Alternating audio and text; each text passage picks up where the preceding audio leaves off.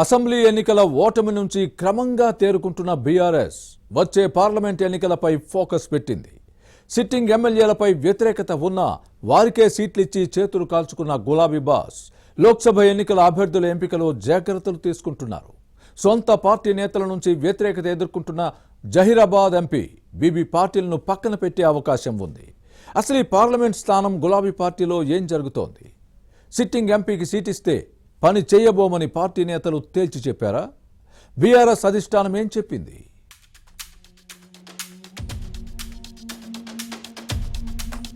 Zaheerabad BRS MP BB Patil వరుసగా 2 సార్లు విజయం సాధించారు. ఈ పార్లమెంట్ నియోజకవర్గ పరిధిలో కామారెడ్డి జిల్లాలోని 4 శాసనసభ స్థానాలున్నాయి. కామారెడ్డి, ఎల్లారెడ్డి, బాన్సువాడ, జుక్కల్ అసెంబ్లీ సెగ్మెంట్లు ఈ లోక్సభ నియోజకవర్గంలో ఉన్నాయి. గత 2 తపాల్లో బీబీ పాటిల్ కు ఈ ప్రాంతంలోనే మెజార్టీ వచ్చింది. 2019 ఎన్నికల్లో 6,229 ఓట్ల స్వల్ప మెజార్టీతో గెలిచారు. ఇది కూడా బాన్సువాడ నియోజకవర్గంలో వచ్చిన ఆధిక్యతతోనే సాధ్యమైంది. మిగతా అన్ని చోట్ల ఆశించిన ఓట్లు రాలేదు. దీంతో తమ కృషి వల్లే పాటిల్ గెలిచారని కామారెడ్డి జిల్లా నేతలు చెప్పుకొచ్చారు. కానీ ఆ కృషికి ఫలితం తమకు రాలేదని, ఎంపీ ద్వారా ఎలాంటి లాభం లేదని గులాబీ నేతలు మదనపడుతున్నారు.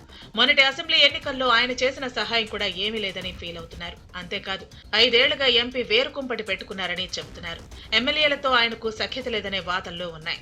అధికారిక కార్యక్రమాలు, పార్టీ వ్యవహారాల్లో అంటీ ముట్టినట్లు వ్యవహరిస్తున్నారనే విమర్శలు లేకపోలేదు. ఎమ్మెల్యేలు కూడా ఆయన్ని రిసీవ్ చేసుకోవడం మానేశారని చెబుతున్నారు. తమకు ఎంపీ ఉన్నారనే విషయాన్ని మర్చిపోయినట్లు వ్యవహరించారు. దీంతో ఎంపీకి ఎమ్మెల్యేలకు మధ్య గ్యాప్ పెరుగుతూ వచ్చింది.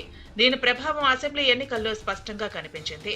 ఎంపీ పాటిల్ తాను పనిచేయకపోగా సహాయ సహకారాలు కూడా అందించలేదని ఎమ్మెల్యే అభ్యర్థులు గుర్రుమీదున్నారు. వచ్చే లోక్సభ ఎన్నికల్లో పాటిల్ను మార్చాలని కామారెడ్డి జిల్లా బీఆర్ఎస్ నేతలు పట్టుబడుతున్నారు. ఇటీవల హైదరాబాద్ లో జరిగిన పార్లమెంట్ నియోజకవర్గ స్థాయి సమీక్షలో ముఖ్య నేతలు ఈ విషయాన్ని ముక్కుసూటిగా చెప్పారట.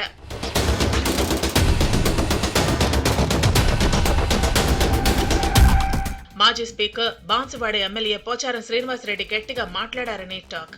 అప్పటికే పార్టీలపై ఫీడ్బ్యాక్ తీసుకున్న గులాబీ పార్టీ వర్కింగ్ ప్రెసిడెంట్ కేటీఆర్ జిల్లా నేతలకు సానుకూల సంకేతాలు ఇచ్చారని సమాచారం. జహీరాబాద్ సిట్టింగ్ ఎంపీని మార్చనున్నట్లు హింట్ కూడా ఇచ్చారట. ఈ పరిస్థితుల్లో పార్టీలు కూడా పోటీపై వెనక్కి తగ్గాలని నిర్ణయించుకున్నట్లు ప్రచారం జరుగుతోంది. ఇక రాజకీయం వద్దని తన వ్యాపారాలు చూసుకుంటారని సన్నిహితులతో అంటున్నారని వినిపిస్తోంది. దీంతో జహీరాబాద్ నుంచి ఎవరిని బరిలోకి దింపాలనే విషయంలో గులాబీ పెద్దలు సమాలోచనలు జరుపుతున్నారు.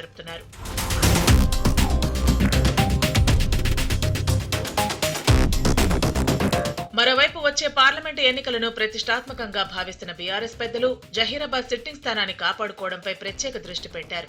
ఈ క్రమంలో బాన్సువాడ ఎమ్మెల్యే పోచారం శ్రీనివాసరెడ్డి పేరును అధిష్టానం పరిశీలిస్తోందట. ఆయన ఎమ్మెల్యేగా గెలవడంతో తన కుమారుడు డీసీసీబీ చైర్మన్ భాస్కర్ రెడ్డికి అవకాశం ఇవ్వాలని కోరుతున్నారని సమాచారం. మొన్నటి అసెంబ్లీ ఎన్నికల్లో తన స్థానంలో భాస్కర్ రెడ్డికి టికెట్ అడిగారు పోచారం. కానీ కేసీఆర్ దీనికి ఒప్పుకోలేదు. ఒకచోట వారసుడికి టికెట్ ఇస్తే మరికొన్ని నియోజకవర్గాల్లో సమస్యలు వస్తాయని చెప్పినట్టు అప్పట్లో వినిపించింది. దీంతో తప్పని పరిస్థితుల్లో పోచారం శ్రీనివాసరెడ్డి బరిలోకి దిగి గెలుపొందారు. ఈసారి తన వారసుడు భాస్కర్ రెడ్డిని పార్లమెంటు ఎన్నికల బరిలోకి దింపాలని భావిస్తున్నారు. ఈ మేరకు కేటీఆర్ తో మాట్లాడారట. అధినేత కేసీఆర్ తో ఓకే అనిపించడానికి ప్రయత్నాలు చేస్తున్నారట.